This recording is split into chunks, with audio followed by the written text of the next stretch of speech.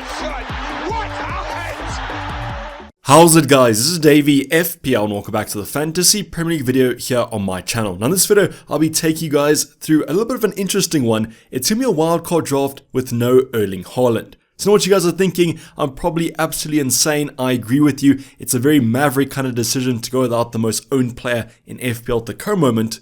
But I'll be going through some logic that actually makes sense to go without the Norwegian. So because this FPL season has been so up and down, so crazy, I decided to go over this strategy because maybe this will be the actual one that works out. So the kind of motto of this video is to be don't knock it till you try it. So we'll be going over what a draft looks like without Erling Haaland, and I'll explain some logic before that as to why that might make sense. Now would I personally go without Erling Haaland on a wildcard draft? I don't exactly know. It's a very maverick strategy, but there's those of you out there that are maverick. So comment down below if you guys think this is a good idea.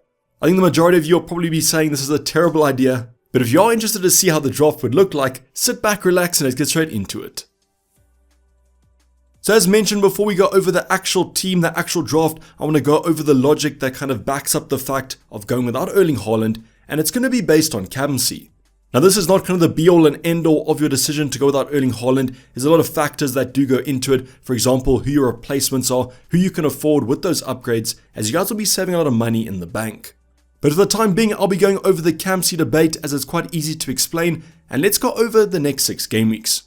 So the logic behind going without Erling Haaland for the next couple of game weeks is the fact that Man City don't have great fixtures from game week 8 to game week 13, and therefore you might actually look at other captaincy considerations. Now if you guys do remember, in preseason we went over this with quite a lot of depth in terms of Mo Salah. The fact that we wouldn't captain Mo Salah for the opening couple of game weeks meant that we were going to go without the Egyptian. Now how that actually worked out was going to be yet to be seen because as you guys know, Mo Salah performed pretty well over the opening couple game weeks, and our replacements, the Chelsea and United assets, did simply terribly. Now if you guys aren't going to be captaining Erling Haaland, who will you guys be captaining? Well, I'm going to be going over 4 teams including Man City to do a little bit of comparison. Now the 4 teams I'm going to be going over are going to be realistic teams in terms of captaincy. You guys won't be going for kind of relegation teams, you'll be going for some top 4 sides, and the sides I've selected are Spurs, Liverpool and Arsenal. So when we compare the Man City fixtures to these 3 teams, you guys can see from game week 8 to game week 13, and I'll be breaking down each game week on its own. So for example, let's take the first game week 8, you guys can see that Man City face Arsenal. That's a pretty tough fixture. I'm not saying that Man City won't score, Erling Haaland won't do well, but if there was any game week to kind of bank against him, it was going to be game week 8. Now in terms of your captaincy options, I think that Liverpool, Mo Salah obviously, then Heung-min Son or Maddison from Spurs are perfectly fine, and both their games, although away, are pretty decent. So I can see myself, even though I'm not on the wild card, I'll probably go against Erling Haaland for game week 8, and I'm currently looking at Heung-min Son. So that's kind of one game week that I think that you guys will go against Erling Haaland. I think this is kind of a pretty easy game week to go for. So I think the score is going to be 1-0 to the Erling Haaland non-captainers. Now we're going to head into game week 9 where it gets a little bit closer. I think although Brighton on paper are a tougher side, I do believe their defensive stats have been pretty bad, and therefore I actually think Erling Haaland's a good captaincy option for game week 9. Now yes, Spurs have Fulham at home, Liverpool at Everton at home. Both those fixtures are good on paper, and that's why I'm going to actually call this one a draw. But I do think we're going to see the effective ownership of Erling Haaland being sky high yet again in game week 9, but you guys can get away with actually going for a Son versus Fulham at home or a Salah against Everton at home. Now we're going to head into game week 10, and yet again, it's kind of one of these on paper hard sides. It's Manchester United, but as you guys will have seen, United are playing terribly at the moment, and therefore you guys can once again captain Erling Haaland. But once again, we do have some nice fixtures on the cards. Salah has Nottingham Forest at home. We have Saka who's entering the frame against Sheffield United at home. And I'd probably go for one of those 2 assets if you guys aren't going to go for Haaland. So once again, might be one of those game weeks where you guys want to go against Erling Haaland, but I'll call this one a draw as United haven't been great. Now we're going to head into game week 11 where you definitely want to go for Erling Haaland. Bournemouth at home is a great fixture on the cards, even though Salah's Luton away. I just believe Erling Haaland's a better captaincy option when the fixtures are kind of similar versus Mo Salah, and now's probably the first game week out of the next 6 that he almost becomes essential. So let's call game week 11 in Erling Haaland's favour, then let's go over to game week 12 where once again we hit kind of this grey area, no pun intended in terms of the fixture difficulty. So Haaland has Chelsea away, but then we have Spurs against Wolves, as well as Arsenal against Burnley at home, and although Chelsea haven't been playing well at the moment, they have been defending pretty decently. So I think once again you guys can probably go without Erling Haaland. I'd probably say that Saka against the Burnley at home is the favoured fixture, but Son or Maddison against Wolves could also be pretty decent. Then we're going to hit into the last game week, game week 13. Out of the next 6 game weeks, we have Liverpool at home for Man City. This game, I won't lie, is probably the one that you want to captain Erling Haaland once again, as most of the other sides have tougher games. I just think as a Liverpool fan, I can see Man City scoring a few here, especially because it is a home game, as the Liverpool defense has been improving, but I want to see more out of them. So I think game week 13, I'm going to rule in Erling Haaland's favor once again, but as you guys can see, probably 2 or 3 game weeks in the next 6 that you might want to go for him. I'd probably say maybe game week 10, you guys can get away with not going for him, so therefore it puts kind of 2 game weeks in perspective, and that's the Bournemouth and the Liverpool game. The Brighton one is a little bit up and down, but I think the next fixtures, Fulham and Everton, are perfectly fine if you guys want to go for Son or Salah. So once again, out of the next kind of 6 game weeks, I'd probably say there's 2 that I would captain Erling Haaland, and that's game week 11 and game week 13. So I guess what you guys can do is for the next 3 game weeks, take a little bit of a punt, but I wouldn't do that as you're going to need a lot of money left in the bank. So do I think that Erling Haaland is essential for the next 6 game weeks? I don't exactly think so. I think that you guys can get away with capturing other premium assets, but would I do it myself? Probably not. I just think at 92% ownership, the risk is so high, but I guess the reward could be there. I just feel like the team with Erling Haaland on a wildcard still looks pretty decent. But if you guys do like the other replacements, if you want to upgrade your midfield department, don't like players like a Dayvy or a Gordon, 100% get it. And I guess you can bring other Man City assets in to kind of cover him. But this Campsy debate is kind of the biggest reason why you might want to go without the Norwegian. If you believe that there are other Campsy options that could be better, then I would say probably go for it. I just feel like this season, content creators have been put in a box too much, only kind of going for a template squad and template transfers. So I'm here to say that FPL can be played in a bunch of ways, and maybe no Erling Haaland is the way to do it. But I'm really interested to see your guys' thoughts on this topic in the comments down below. Say if you hashtag Team Haaland or Team No Haaland. Even if you guys aren't on a wildcard, if you were on a wildcard, what would you guys do? I'm pretty sure most of you will stick with Haaland though.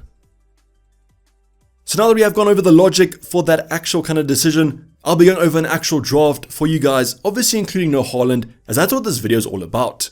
Now first things first, I want to showcase the top right hand side, the money in the bank. I've left 1.2 million in the bank so that you guys can do some upgrades and add your own flavor to it. But you guys will see the team is pretty stacked at the moment. That's thanks not including the most expensive FPL player in the game at the moment, so you guys can afford some massive squad depth. Now even though we had so much money in the bank, the goalkeepers are going to be super cheap. I'm still stuck with the combination of Areola and Matt Turner. As I've said, I just believe Areola is the better option compared to the 4.5s. So that money that you guys save in terms of the 4.5s, it kind of makes up for the fact that Areola might have some concerns, but West Ham has some great fixtures coming up. Now if you guys want to use some money in the bank, what you can do is upgrade Matt Turner. I think it's a timing thing of when he loses his place, as he hasn't been in great form. But if you guys do want to upgrade Areola to a more expensive goalkeeper, that's 100% fine. I just think because you have the money, doesn't mean that you guys have to use it. Now let's go into our defensive department where we have made some big upgrades. The first notable one is Kieran Trippier's back in the squad, as he's probably the most essential defender at the moment if you guys can afford him. Just creating so many chances at the moment. Yes, those Newcastle games do get tougher, and that's why I probably wouldn't go for a double up or a triple up on them. But if you guys can afford Trippier, he's a very luxury defender, but I do feel like he'll back that up with a bunch of points from those attacking returns.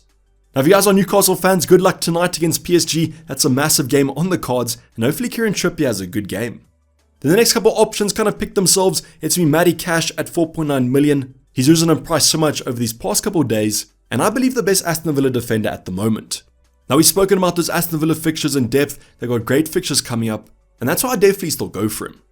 Then we're going to go on to a Spurs defender of choice. I've chosen the upgrade of Udogie to Pedro Porro at 5.0 million. Now the difference between these two isn't too much. I think it's about 0.2 million at the moment. I just believe Pedro Porro is the better option if you guys can afford him.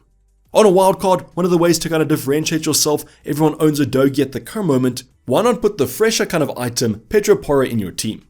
But between the two of them, not much in it, so you guys can pick either of them.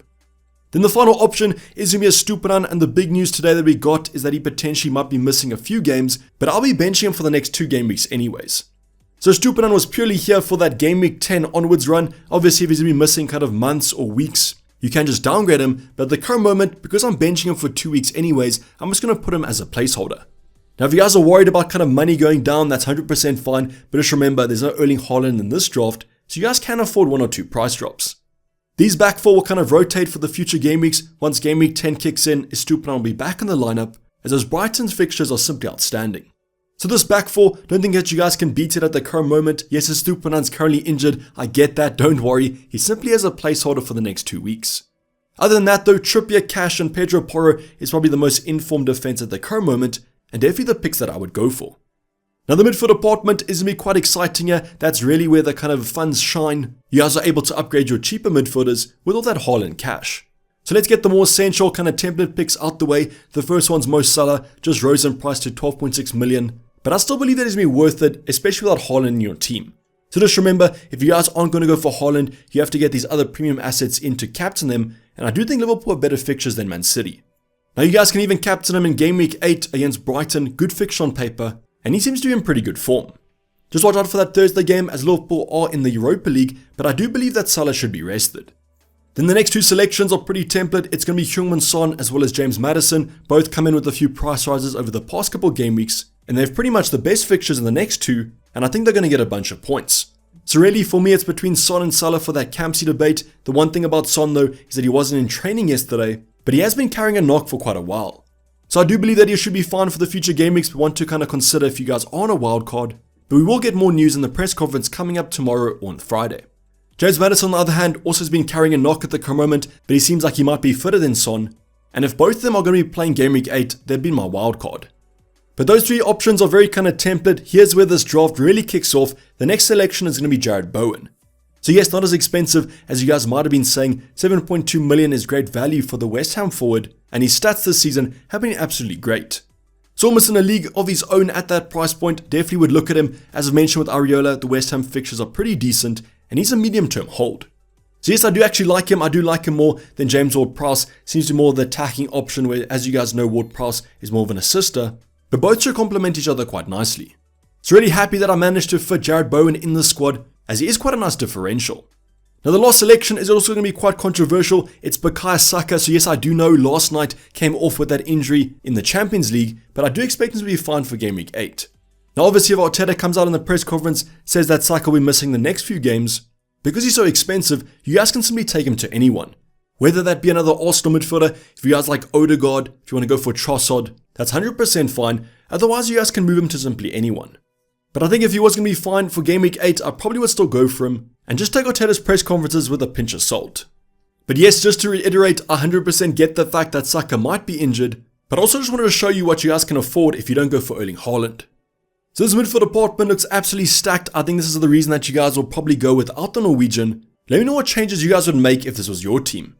Now the final department to go over is be quite a hectic one. Obviously Erling Haaland won't be here, but I've gone for his colleague Julian Alvarez.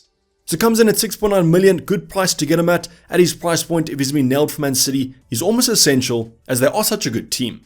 So yes, I know the fixtures are quite tough, but I believe at his price point, he's good value for money. But no ways is he actually coverage for Erling Haaland. So please don't get this kind of confused. I'm not trying to cover Haaland with Alvarez. I don't think that you guys can. It's almost like choosing Luis Diaz to cover Mo Salah. You just can't ever cover a more premium asset. So Alvarez is here simply because the forward options at the current moment aren't that great. I mean, yes, you guys could go for maybe a Darwin Núñez if you want to, but I believe that Alvarez, as long as he does start, is going to be worth it.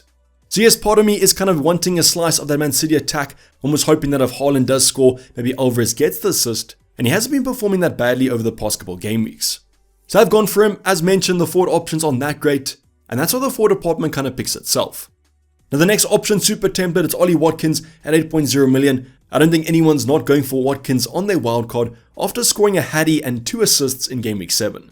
So as mentioned, pretty essential, kind of picks himself without Erling Haaland, definitely going to be in your squad. I just don't know if I'd classify him as a Campsy option. Now at the current moment, Diaby might be missing game week 8, so therefore you guys still want to get on that Aston Villa attack, and therefore Ollie Watkins is going to be a great option. Now to these two selections, as mentioned, the probably only one I might want as well is to be Darwin Núñez from Liverpool. I think if you guys do want to use that money in the bank to upgrade Alvarez to Darwin, that's a fine move in my opinion. I just prefer the Man City striker.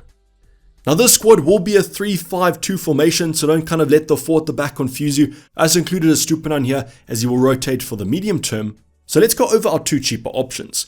Now in terms of the cheaper defender, it's be Kabore at the current moment. Now there are a few other selections. You can go for a Charlie Taylor that's even cheaper, or you can use the money in the bank to actually upgrade him to a more reliable option. I just gone for Kabore at 4.0 million. He's quite an attacking defender, plays as a wing back. In terms of the 4.5 forward, it's a no-brainer. Archer's the best selection to go for. He's the only 4.5 that actually plays. But as mentioned, that 1.2 million in the bank should be used for upgrades. Let me know in the comments down below what upgrades you guys would make. And what's your overall thoughts on this no Haaland draft? As mentioned, my advice, I don't think I would exactly do this. This is kind of an experimental video. I want to showcase other strategies, as there's no one way to actually play FPL. But hopefully there's kind of some sensible comments down below between all the kind of rage. As mentioned, I'm not doing this and I'm not saying that you guys should. But this is basically going to wrap up the video, guys. Hope you guys did enjoy it. Please don't forget to like if you did and subscribe if you haven't subscribed yet. I'll be seeing you guys for all the good stuff tomorrow in the team selection. But I'm going to sign off for now. This has been Dayvy FPL and I'm out. Cheers, bye.